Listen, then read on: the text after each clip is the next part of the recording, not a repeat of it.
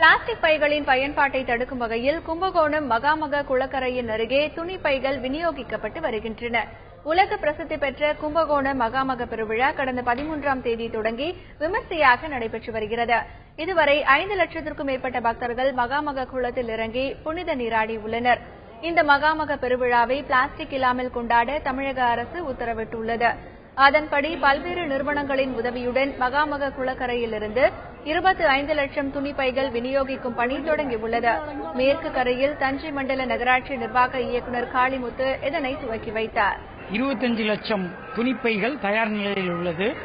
தற்பொழுது வரை சுமார் 1 லட்சம் வரை விநியோகம் செய்துள்ளோம். வருகின்ற பக்தர்களிடம் பிளாஸ்டிக் பைகளை வாங்கிக் கொண்டு இந்த துணிப்பைகளை கொடுக்கின்றோம். மகாமக திங்கட்கிழமைக்குள் 25 லட்சம் துணிப்பைகளும் விநியோகம் செய்து விடுவோம். ராமேஸ்வரம் ராமநாத சுவாமி கோவிலுக்கு சொந்தமான ஜடாமகுட தீர்த்த சிவன் கோவிலில் வருகின்ற 22ஆம் தேதி மகாமக தீர்த்தவாரி உற்சவம் நடைபெறவுள்ளது. இதில் சுமார் 1 லட்சத்திற்கும் மேற்பட்ட பக்தர்கள் கலந்து கொண்டு புனித நீராடுவார்கள் என எதிர்பார்க்கப்படுவதால் அதற்கான ஏற்பாடுகள் முழுவீச்சில் நடைபெற்று வருகின்றன. இந்த பணிகளை மாவட்ட ஆட்சியர் நடராஜன் நேரில் பார்வையிட்டு ஆய்வு மேற்கொண்டார். பின்னர் செய்தியாளர்களிடம் பேசிய அவர், பக்தர்களின் வசதிக்காக குடிநீர் வசதி, தங்கும் வசதி உள்ளிட்ட அனைத்து அடிப்படை வசதிகளும் சிறப்பாக செய்யப்பட்டுள்ளதாக தெரிவித்தார். ஜடாய தீர்த்தம் தொடர்பாக அனைத்து முன்னேற்பாடுகளும் செய்யப்பட்டுள்ளன.